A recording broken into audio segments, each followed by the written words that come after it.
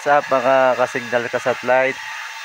Good morning, good morning, good morning. For today's video ay another day, another life, another blessing. So yung magkakabit ako ng satellite dito sa barangay Kabatuhan, dito sa bahay ng treasurer ng barangay. So ito yung kakabit ko at balikan ko kayo mamaya. Bahala ka sa buhay mo. Okay. What? Kita dito ay. Kita ang silip. Ay ko na. Kuya oh, di daw na nung pinalabitan ko yung sarado daw sa inyo. Ba't dalo? Ano? Kay Ninang Nancy yung isa. Nanti pa. Kabidyo ako. Nagbablog na naman ako dito. Ginusto mo yan eh. Balog. May isa pa yun eh. Sabi sa akin, 13 daw siya malabas. Sige po at sabihin mo po nandito ako. Ay wala yata po din ngayon nasa bundok. Ay maigi naman. Luludan ko na lang po mamayang hapon. Nagpachat yun sa akin kagabi ay. Opo. What?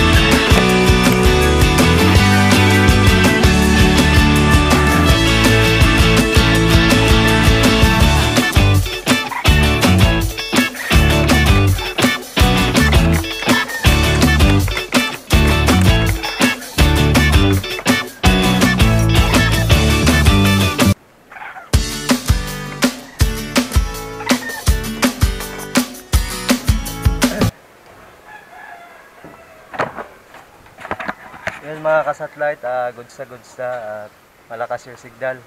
Nagwa 185. So yan, yung kinabit ko dito sa barangay What? Kabatuhan. Yan o. So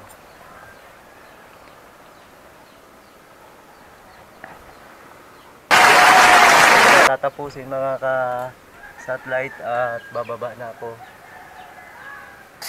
Mga ka-satellite, at na. Yung pangalan mo to, Toy? Iyan po. Diyan. What? Iyan. Iyan. Yun, ito yung bahay ng customer. Siya dun sa ano kaya? Para sa iyo, okay lang. Katulad ko, pag gumawa ng content, kahit hindi ako bayaran o gagawin ko itong libre, buti na lang binabayaran ako. Di ba, pang-una po yun. Pangalawa, kasi pagka mahal mo yung ginagawa mo, nagiging creative ka, nagiging passionate ka. Di ba? Like for example, sa negosyo, excited ka mag-create ng product. Di ba? Natural lang para sa iyo. Kunyari, yung mga si Regine Velasquez, as a matter of fact, kahit di mo bayaran, kakanta pa rin yan. Kasi passionate sila, gusto niya yung talaga makita niya yung best version of themselves. At the same, Ang bilis gumana, ano? Ano ulam mo, sardinas? Kakapanghina yan. Yun, oh. Yun mga ka-satellite, goods na. Ang nakuhang signal ay 189. Ayan, may kataasan. So, yan. Wow naman! Anong apelido ni lolo mo? Ano?